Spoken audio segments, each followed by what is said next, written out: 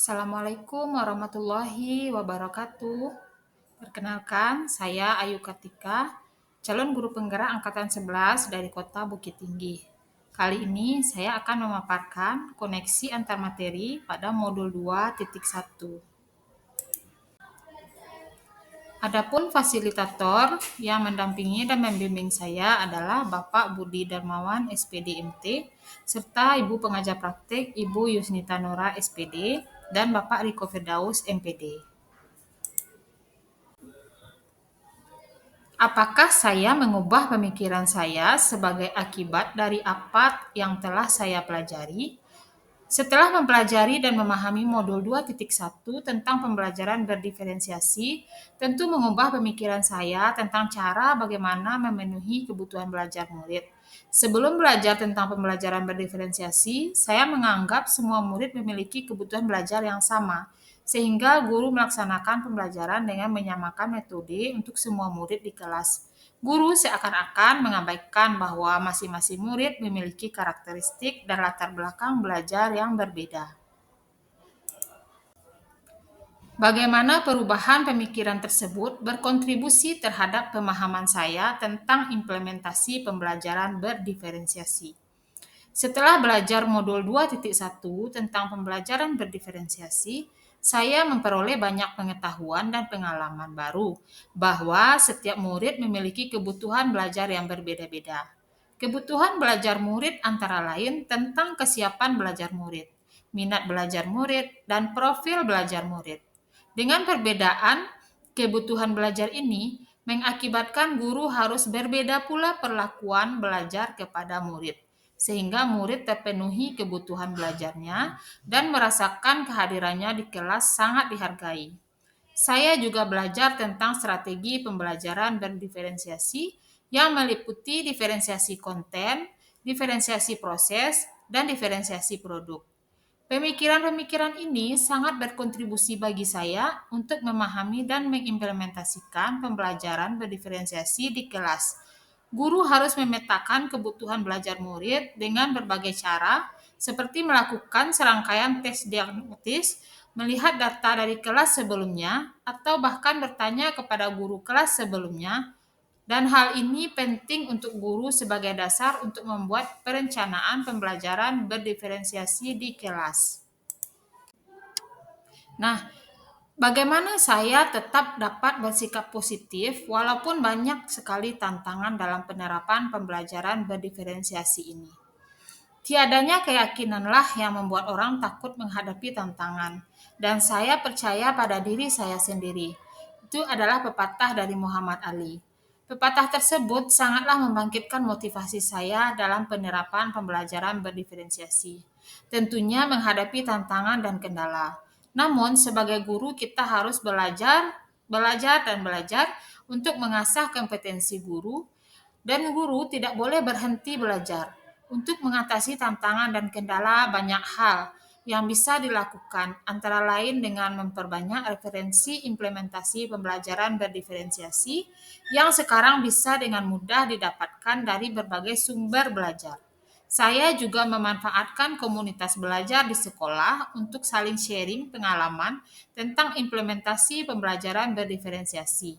Nah, kuncinya jangan pernah menyerah dan selalu bersikap positif serta optimis bahwa saya bisa melakukan hal ini.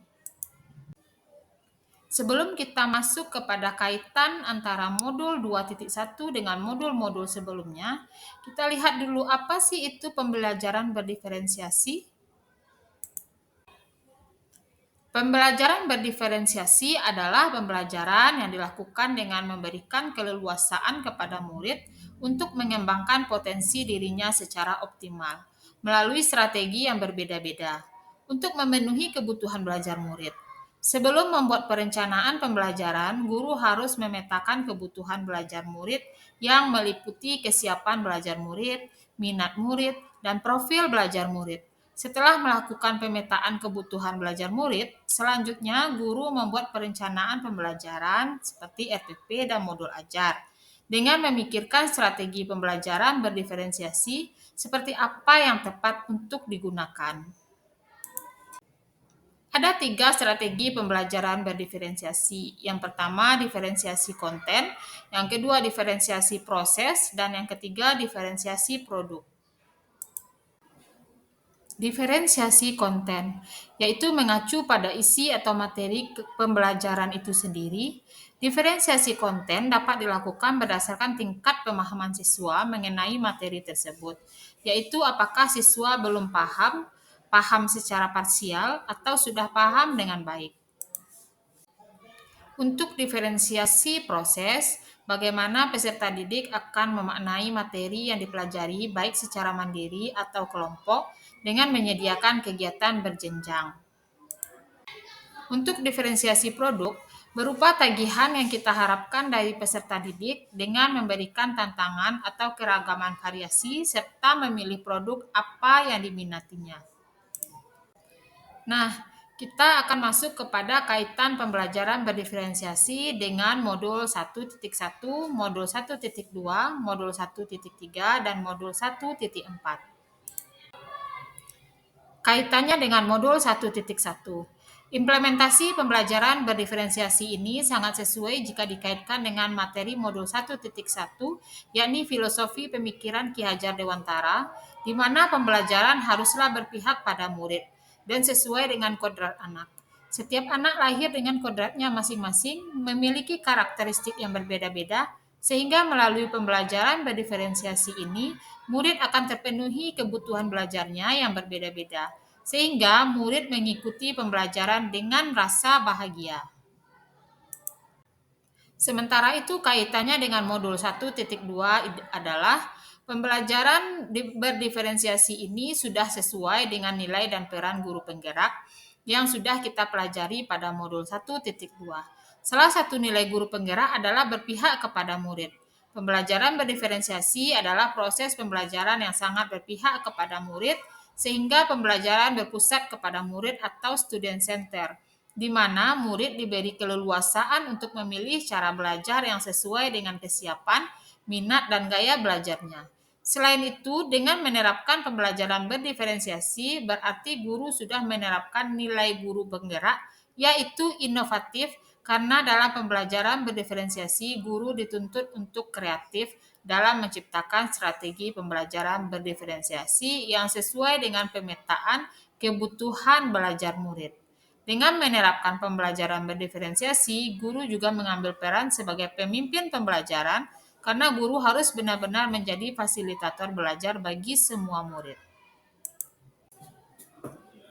Sementara itu, kaitannya dengan modul 1.3 yaitu pembelajaran berdiferensiasi yang dilakukan di kelas memberikan ruang yang luas bagi murid untuk mengembangkan potensinya. Hal ini tentu berkaitan dengan visi guru penggerak yang sudah saya pelajari pada modul 1.3. Visi seorang guru penggerak haruslah mencerminkan nilai-nilai pada dimensi profil pelajar Pancasila. Dengan menerapkan pembelajaran berdiferensiasi, banyak terdapat nilai-nilai yang sesuai dengan profil pelajar Pancasila. Antara lain bernalar kritis, dengan demikian melalui pembelajaran berdiferensiasi, visi kelas sebagai guru penggerak juga akan tercapai. Yang terakhir kaitannya dengan modul 1.4 sangat kuat dalam upaya menciptakan lingkungan pembelajaran yang inklusif, mendukung, dan memotivasi murid. Penerapan pembelajaran berdiferensiasi dapat membantu menciptakan budaya positif di kelas dengan cara-cara berikut. A. Menghargai keunikan murid. Murid merasa dihargai dan diterima dengan semua perbedaan karakteristiknya, dan ini sangat membantu menciptakan atmosfer positif di dalam kelas. Yang B, meningkatkan kolaborasi murid. Murid akan belajar berkolaborasi dalam kelompok sesuai yang dipilihnya, sehingga mereka akan belajar saling menghargai dan juga tolong-menolong. Nilai-nilai kebajikan secara otomatis juga akan tertanam dalam diri murid. Dengan demikian, implementasi pembelajaran berdiferensiasi tidak hanya terfokus pada aspek akademik, tetapi juga merupakan cerminan dari upaya menciptakan budaya positif di kelas. Sekian pemaparan dari saya tentang koneksi antar materi dari modul 2.1 dengan modul yang sebelumnya. Semoga dapat bermanfaat bagi Bapak Ibu hebat semuanya. Salam guru penggerak dan wassalamualaikum warahmatullahi wabarakatuh.